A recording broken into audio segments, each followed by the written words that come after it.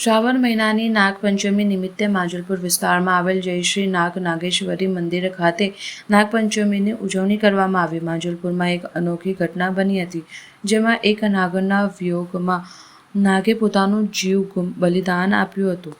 જ્યાં સ્થાનિકોએ આજે નાગ નાગેશ્વરી મંદિરનું નિર્માણ કર્યું છે।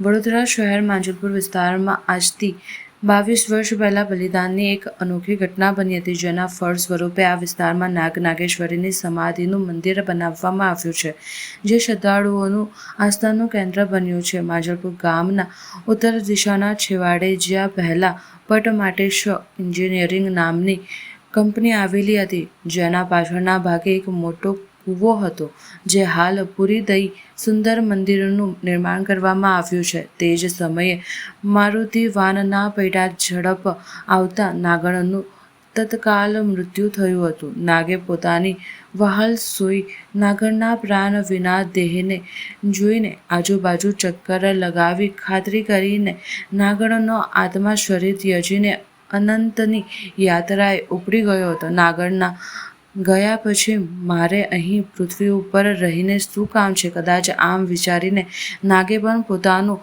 ફણીધર માથું રોડ ઉપર પછાડીને પ્રાણ ત્યાગ કર્યો હતો। બલિદાનની આ ઘટના નજર નિહાળનાર બાજુના પાન પડીકીની લારી ચલાવતા યુવાને અહીં મેદાનમાં ક્રિકેટ રમતા ગામના યુવાન બાળકોને બોલાવ્યા। જોતજોતામાં સગમ ઘટના વાયુવેગ માંજલપુરમાં પસરી હતી। નાગરના મૃત્યુનું ગ્રામજનોને દુઃખ થયું હતું।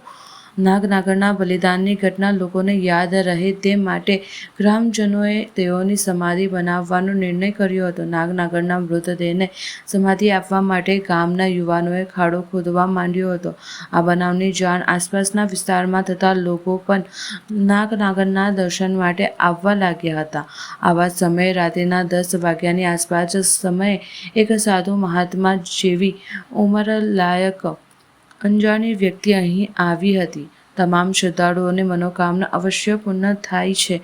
નિસંતાન દંપતીઓ અહીંથી નિરાશ થઈને પાછા ગયા નથી। નાગ નાગેશ્વરીના આશીર્વાદથી તેઓના ઘરે અવશ્ય પારણું બંધાય છે। આ સમાધિ મંદિરમાં ગામના કેટલાક યુવાનો દ્વારા ફાગવેલ ખાતે ભાતીજી દાદાના મંદિર જઈ રહેલા કોઈપણ પગપાળા યાત્રા સંઘને રહેવા તથા જમવાની વ્યવસ્થા કરી આપવામાં આવે છે।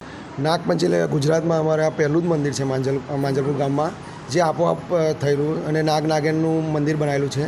એમાં ઘટના એવી થયેલી છે કે 25 વર્ષ પહેલાં જે આપણે પાછળ ફેક્ટરી છે કંપની, એમાંથી નાગે ઘણા બધા સાપ રહેતા હતા। એક સાપનું જોડું અહીંયા બહાર આવી ગયું। એમાં ગાડી છે ને વાનવાળા અહીંયા બાજુમાં રહે છે, એ ગાડી આવી ગઈ અને નાગેન મરી ગઈ।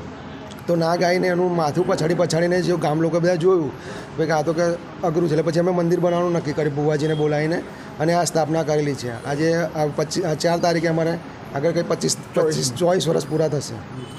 આજનું શું મહત્વ હોય છે? કેવી રીતે પૂજા કરવાની? આજનું નાગપંચમનું તો બહુ મોટું મહત્વ હોય છે। 2 નાગપંચમ હોય છે, આ પહેલી હોય છે, અને આગળ નાગપંચમમાં ઘણા બધા લોકો તમે જોઈ રહ્યા છો, આજુબાજુના બધા નાગપંચમ સેવા પૂજા કરે છે, નારિયેલ માનતા માને છે, એ બધાની માનતા પૂરી થાય છે।